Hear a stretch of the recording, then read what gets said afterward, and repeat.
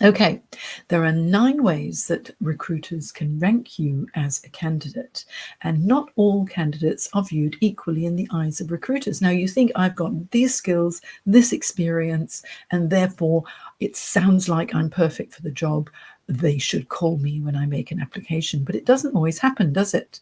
I wonder, have any of you struggled when trying to get noticed by recruiters? If you have, pop it in the chat box, and let me know what your experience was as well. And I'll have a look after I go through these slides, because sometimes it's wonderful working with the recruiters. I'm a former recruiter, warm and fuzzy coach.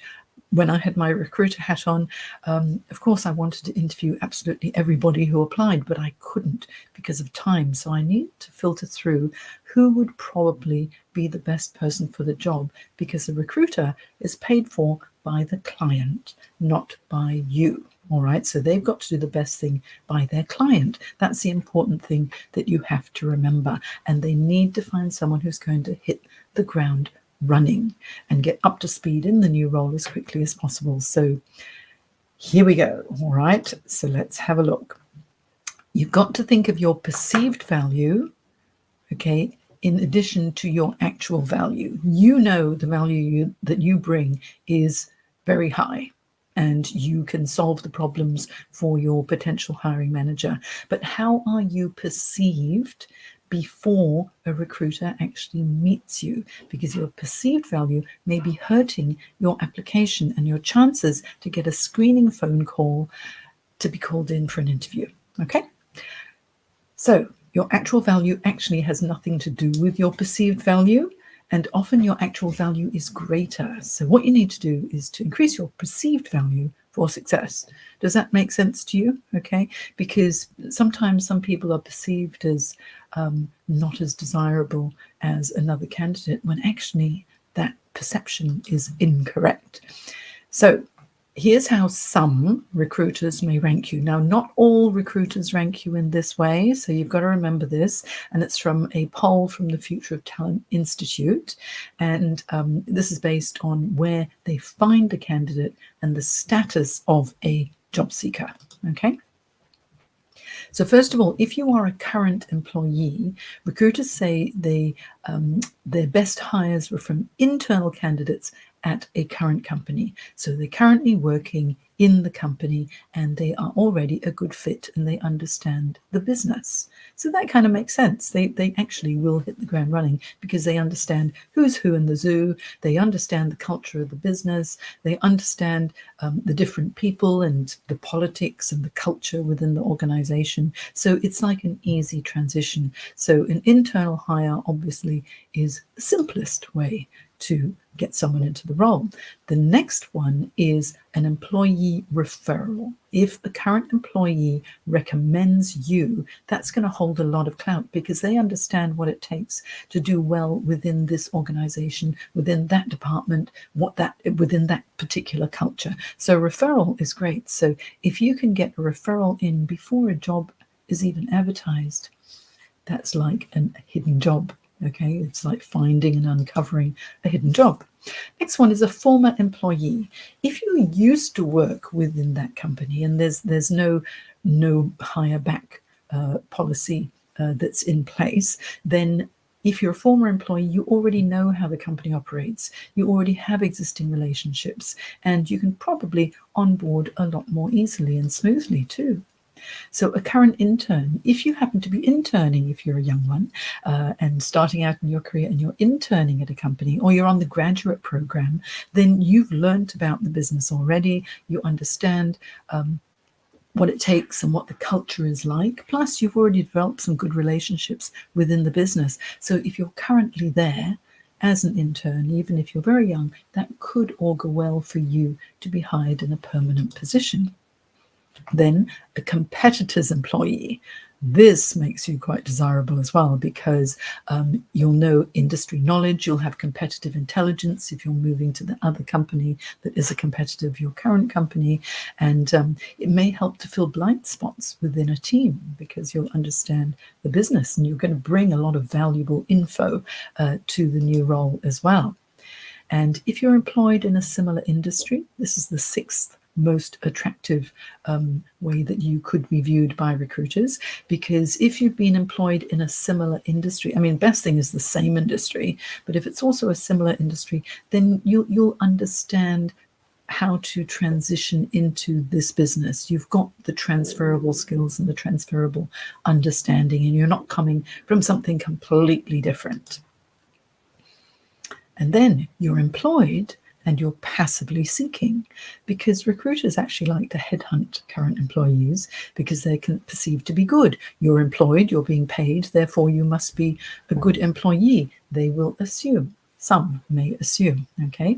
So recruiters will go on a headhunting mission. They'll look for you on LinkedIn and try and find you. And whether you are open to opportunities or not, it actually doesn't matter. They will find you, they will pick up the phone, and they will talk to you and say, hey, I've got this role that's open. Are you interested? Okay, and so let's have a talk when it's convenient, because especially if you're in an open plan office and you're back in the office, it might not be good to be talking to a recruiter about another role when other employees and your colleagues can be sticky beaking. Okay, so being headhunted while you're still employed makes you seem more desirable as well. And then employed and actively seeking. Okay, so if you're employed but you really want to get another job, they'll be perceived as being up to date with the skills because you're already performing in that role. But there'll be a little question mark, as they'll be thinking, why are you seeking? Is there a cultural mismatch? Are you difficult to work with? Are you frustrated with your manager? They're going to wonder a lot of things as to, why aren't you happy where you currently are? Why are you looking? Now, it could be something as perfectly reasonable as, I'm looking for the next step up. I want to expand on my skill sets. I'm looking for a greater challenge. I've been there for a long time. I'm ready for a change. All of those are perfectly good reasons, aren't they? However, you're not quite as desirable as someone who's employed and passively seeking. I know it's quite frustrating, but this is what they found in the poll. And then if you're unemployed, or I don't really like the word unemployed, it's in transition, in between roles.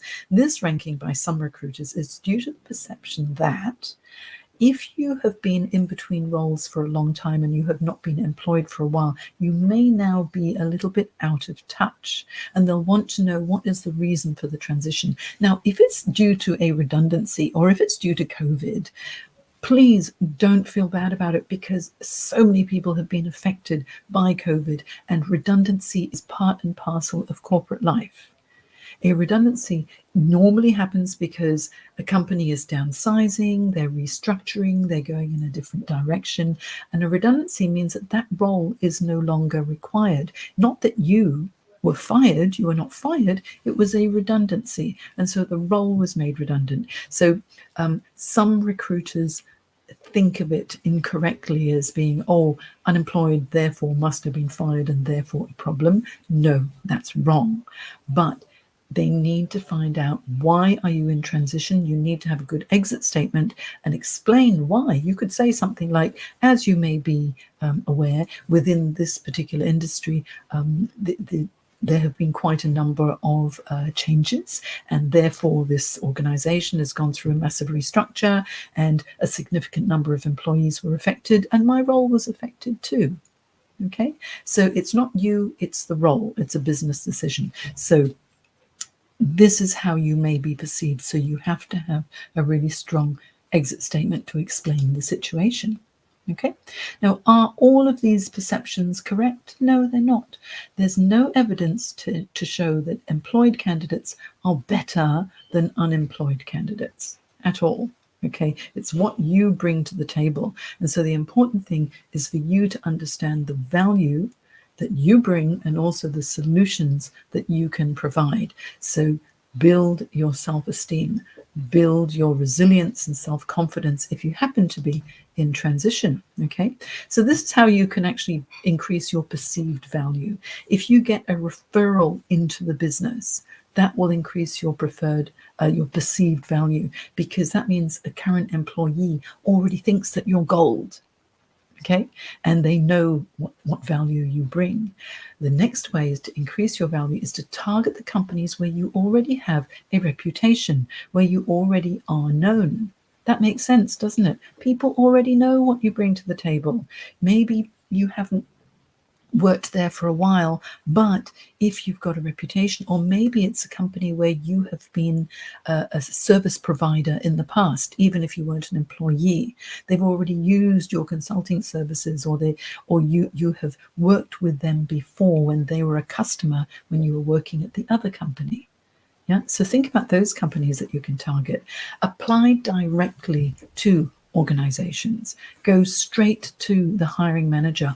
Build a relationship, especially on LinkedIn first. Make that contact, build a relationship without asking for anything. This takes time and it takes effort, because expanding your professional network, it's simple, but it's not easy, because you need to be dedicated and you need to have patience and you need to slowly build the relationships so you develop that know, like, and trust factor. All right. Don't approach a company and then say, hey, I want you to hire me. It's a bit like when you meet someone for the first time and you want to get married. It doesn't work that way. You've got to develop the relationship so they get to know, like, and trust you. And then finally, you need to build your personal brand to attract the opportunities. You need to know that your reputation precedes you. Does your reputation precede you? Do you know what your reputation is? If you don't know, you need to ask. Ask people who've worked with you on the same project before, or have reported to you, or you've reported to them before. How are you perceived? And then, step by step, leverage LinkedIn especially to build your online brand, and also increase your professional presence by building your personal brand in person. Okay, so these are the 4 things that you need to do in order to be able to increase your perceived value and be more attractive to recruiters so they will headhunt you.